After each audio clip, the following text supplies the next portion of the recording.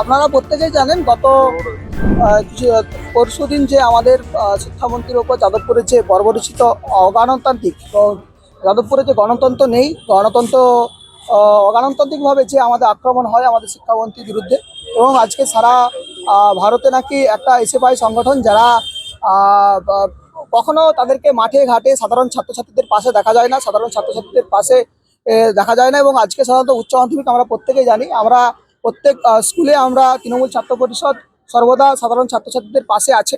এবং আজকে মেদিনীপুর কলেজের সকালবেলায় ওরা গেট অবরুদ্ধ করেছে, আমরা গেটটা খুলে দিয়েছি এবং গেটটা খুলে যাতে সাধারণ ছাত্রছাত্রী ভিতরে ঢুকে ক্লাস করতে পারে সেই ব্যবস্থাটাই করেছি। এবং আমরাই এই যে দেখুন, এই হচ্ছে আপনাদের দেখাচ্ছে, এটা হচ্ছে পতাকার ওদের ফ্ল্যাগের ডাং। ভাবুন, নৈরাজ্য সৃষ্টি করতে এসছে বাংলাতে, এবং বাংলাতে যেভাবে 34 বছর শাসন করেছে তারই নিদর্শন এই যে। এটা যদি পতাকার ডাং হয় আপনারাই দেখুন।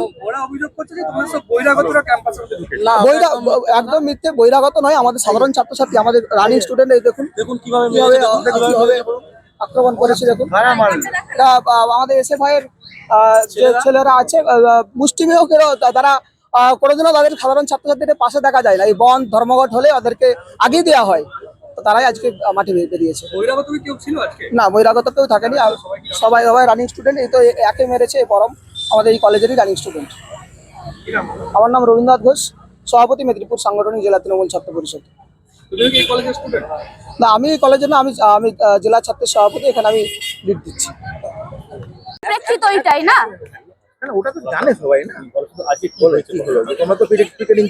হ্যাঁ, আমাদের ধর্মঘট ছিল, আমরা ওখানে দাঁড়িয়েছিলাম। হঠাৎ করে তৃণমূলের বহিরাগত গুন্ডা বাহিনী এসে আমাদের কলেজ ক্যাম্পাসের ভেতরে আমাদের যেসব স্টুডেন্টরা ছিল তাদেরকে অসভ্যতার মধ্যে মারে। এই যে মনোদীপ সরেন দেখতে পাচ্ছেন, ছাত্র, ইংলিশ ডিপার্টমেন্টের ছাত্র মার খায়, আমাদের zoology department, botany department, math ডিপার্টমেন্টের অধিকাংশ স্টুডেন্ট আমাদের মার খায়, আমাকেও রীতিমতো মেরেছে।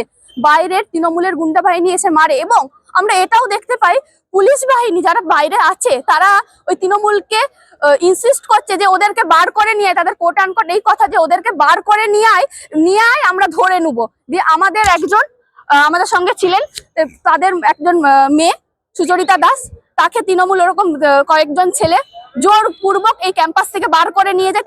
তাকে আমরা এখনো পর্যন্ত জানি না তার কি হয়েছে। আর কলেজ কর্তৃপক্ষ অবশ্যই বহিরাগত, তাদের কোনো আইডি নেই, কোনো আইডি প্রুফ নেই, তারা বাইরে আমাদেরকে রীতিমতো ভাবে মারে। আমাদের কাছে হয়তো ভিডিও আছে, সেগুলো তাদের রীতিমতো ভাবে আমাদেরকে মারে। একজনের মাথা ফেটে গেছে। এই যে আমাদের আরেকজন ছাত্রী আছেন, ছাত্র ছিল, হ্যাঁ, ওরা কেউ ছাত্রী থাকেনি, পুরো একটা ছাত্র বলা যায় না, এদেরকে একটা গুন্ডা বাহিনী এসে আমাদেরকে মারে। মানে মহিলা আপনাদের সমর্থকদের উপরে পুরুষ, শুধু মহিলা নয়, মহিলাদের উপর তো মার খেয়েছি, তার সঙ্গে পুরুষ যারা ছিল, তারা আমাদের যারা ছাত্র ছিল তাদেরকেও এসে মারে। কেন এটা হবে?